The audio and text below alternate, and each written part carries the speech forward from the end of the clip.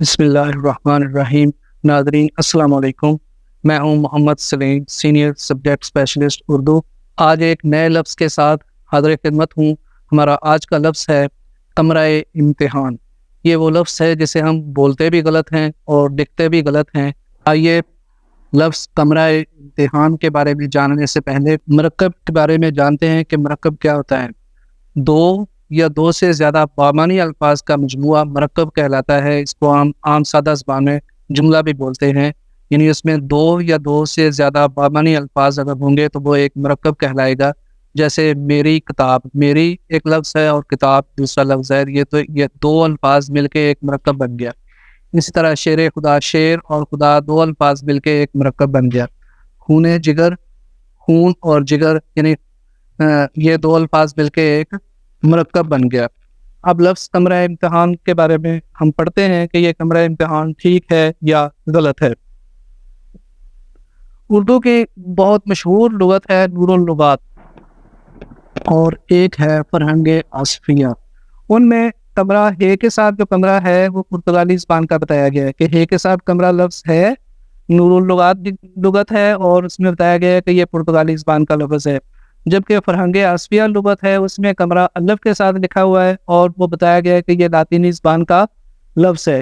اب اگر ہم ان الفاظ کو الگ الگ استعمال کریں تو یہ بالکل ٹھیک ہے۔ مثلا یہ ایک کمرہ ہے، ہم یہ بھی لکھ سکتے ہیں یہ ایک کمرہ ہے۔ اب الف کے ساتھ بھی لکھ سکتے ہیں یہ ایک کمرہ ہے۔ لیکن جب اس کو ایک مرکب کی صورت میں لکھیں گے تو وہاں پہ اس کا استعمال غلط ہو جائے گا۔ اب کمرہ امتحان پہ غور کرتے ہیں۔ لفظ کمرہ امتحان مرکب اضافی ہے جس کا مطلب ہے امتحان کا کمرہ۔ مرکب اضافی بناتے ہوئے ایک خاص اصول کا خیال رکھا جاتا ہے کہ اس میں یا دونوں الفاظ یا تو فارسی زبان کے ہوں یا دونوں عربی زبان کے ہوں، یا ایک لفظ عربی کا ہو اور ایک فارسی، جو مختلف۔ اس کے علاوہ ہم کسی دوسرے لفظ کو اس میں شامل نہیں کر سکتے۔ جیسے یہ دیکھیں فارسی مرکبات ہیں گردش دوراں، خون جگر، میدان جنگ۔ اسی طرح عربی مرکبات ہیں رسول اللہ، حبیب اللہ۔ اب اس جو سابقہ اصول پہ بتایا گیا ہے اس کو سامنے رکھتے ہوئے اگر دیکھیں تو یہ امتحان عربی زبان کا لفظ ہے۔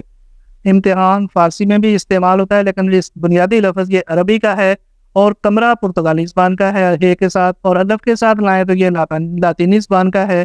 تو جیسے میں نے پہلے بتایا کہ آپ مرکب بناتے ہوئے فارسی یا عربی الفاظ کے علاوہ کوئی دوسرا لفظ ان کے ساتھ اضافہ نہیں کر سکتے۔ تو اب یہ امتحان عربی زبان کا لفظ ہے، اس کے ساتھ یہ پرتگالی زبان والا لفظ لگائیں یا لاطینی زبان کا لفظ لگائیں تو یہ گرامر کی روح سے بالکل غلط ہو جاتا ہے۔ تو لہٰذا کمرہ امتحان لکھنا بالکل غلط ہے۔